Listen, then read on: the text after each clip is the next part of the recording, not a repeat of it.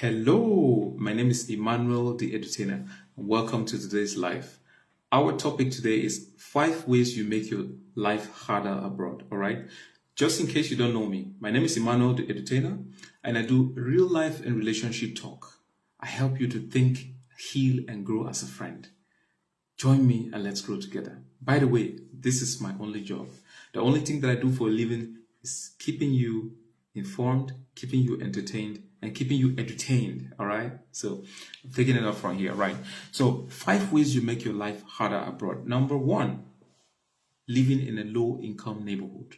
Firstly, for some, migrants. Okay, let's even define the word migrants. What does the word migrants mean?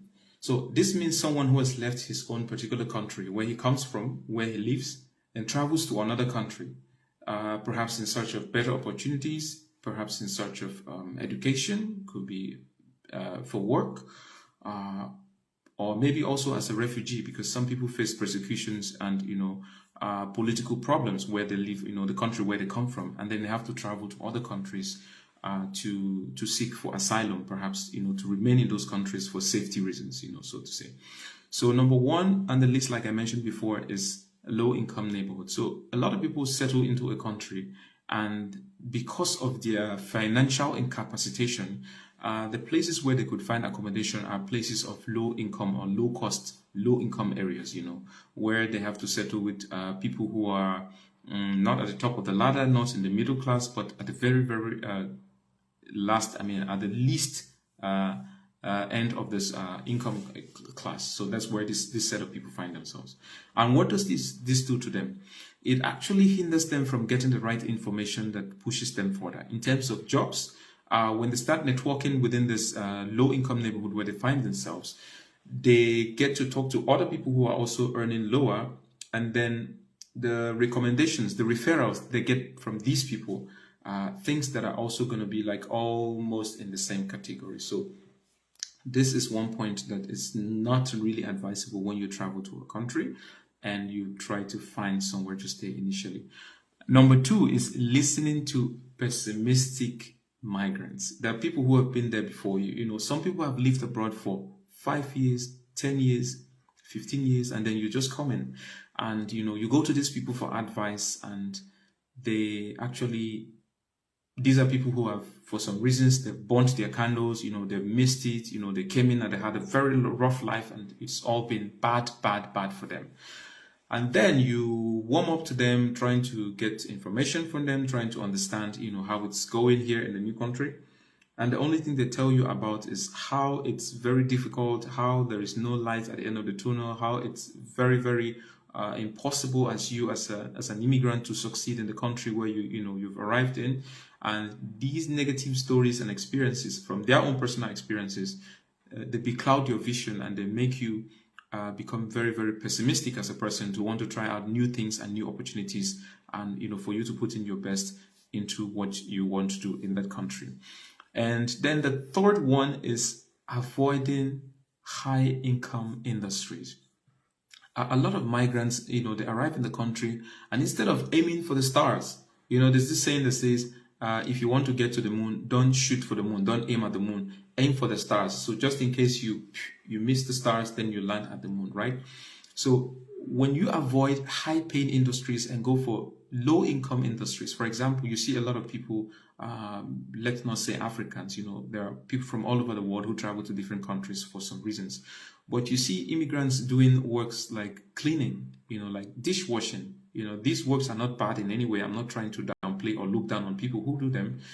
These set of jobs are, they put food on the table for families, so I'm not just trying to downplay or anything. There's dignity in labor. So there's no work that is not important. There's no job that is not meaningful, right?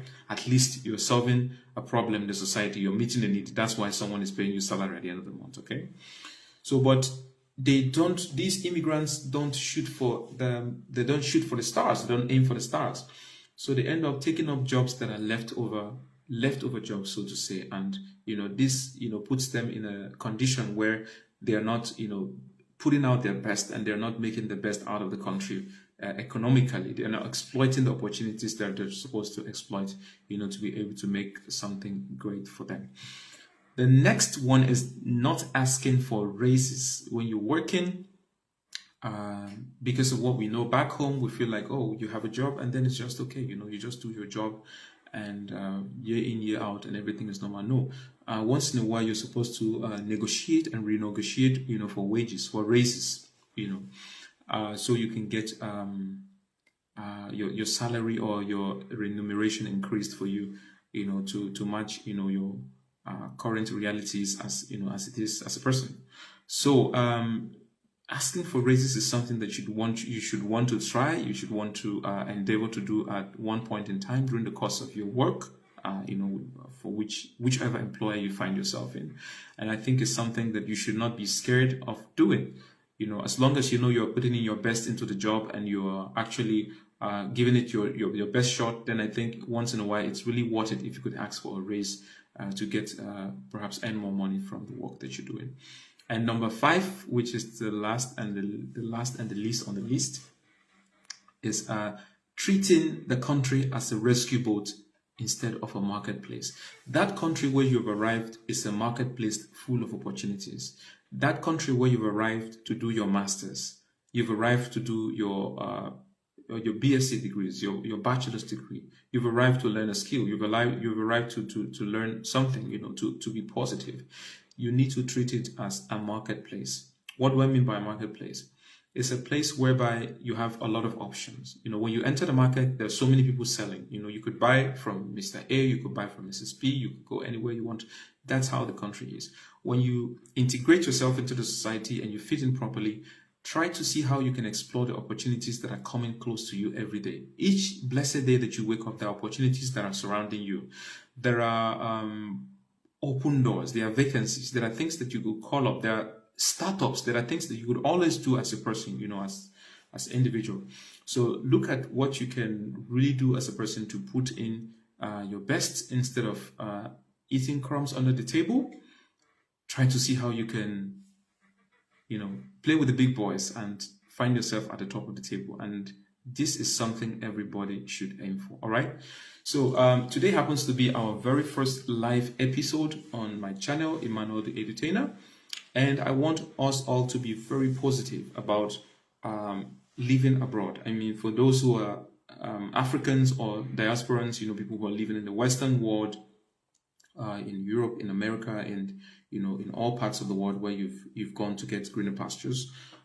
Look at these 5 points that I've raised and try as much as possible to put them into consideration and let them form the basis of your decisions by personal development and increasing your potentials and maximizing all that you can do for yourself as a person. All right.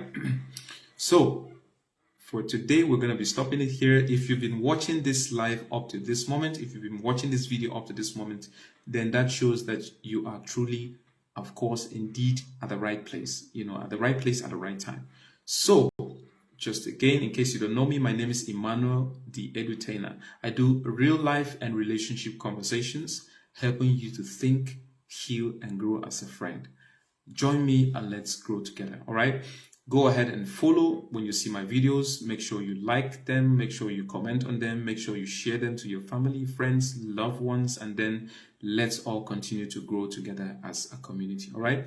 Follow me across all social media platforms. Go to YouTube, subscribe, go to TikTok, follow, go to, of course, on Facebook, go to Instagram, and let's build a family and a community together where everyone is positively impacted. Thank you very much and have a wonderful weekend. Enjoy the rest of your day.